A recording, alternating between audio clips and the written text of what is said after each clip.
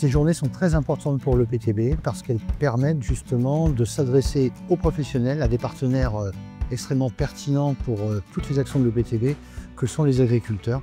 S'adresser à eux avec un langage à la fois technique, mais aussi de vulgarisation scientifique. Ça permet aux agriculteurs de se parler entre eux et ça nous permet à nous d'assurer justement notre mission principale de reconquête de la qualité de l'eau et de gestion de la quantité.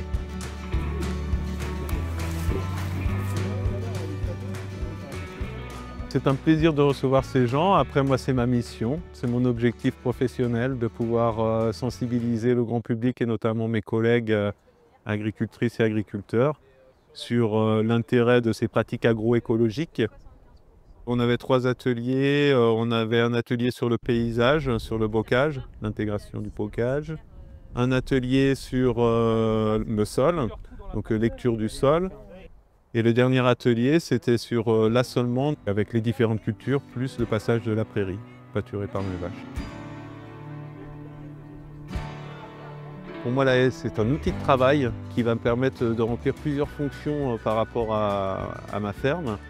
Donc de protéger, améliorer le cadre de vie de mes vaches, de protéger des intempéries, mais aussi protéger et booster la production de mes cultures, en apportant un microclimat à l'échelle de ma parcelle et favoriser la photosynthèse et du coup le rendement de mes cultures.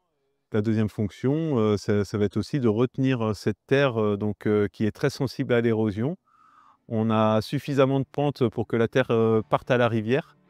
Et donc grâce à ce maillage bocager bien connecté, où les haies sont bien connectées les unes aux autres, on limite, même on annule complètement cette érosion de terrain. Dans une ferme, tout part du sol. Qu'on soit en système élevage ou en système grande culture ou en maraîchage, le sol, c'est ce qui fait vivre et c'est ce qui fait pousser les plantes.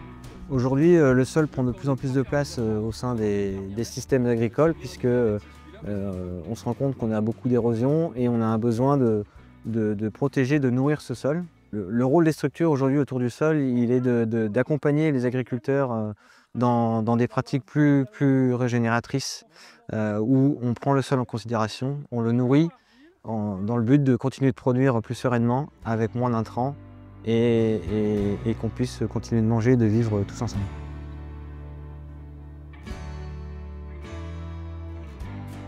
Ce soir, je suis présente à l'EPTB pour parler de l'accélération du cycle de l'eau en lien avec le changement climatique, mais aussi en lien avec l'aménagement historique des territoires.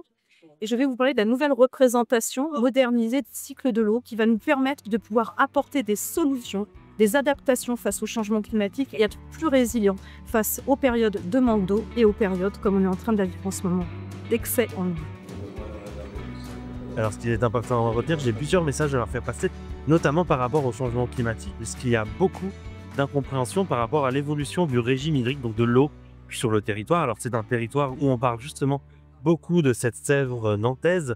Donc, mon objectif est de montrer les excès et les déficits d'eau, parce qu'on met beaucoup trop l'accent sur les déficits d'eau. J'aimerais qu'on parle des deux ce soir. Et deuxième point, j'aimerais également qu'on parle des évolutions climatiques et des impacts agricoles, qu'il existe de nombreuses solutions, mais qu'il va falloir les anticiper, mais que nous avons les solutions techniques pour y faire face.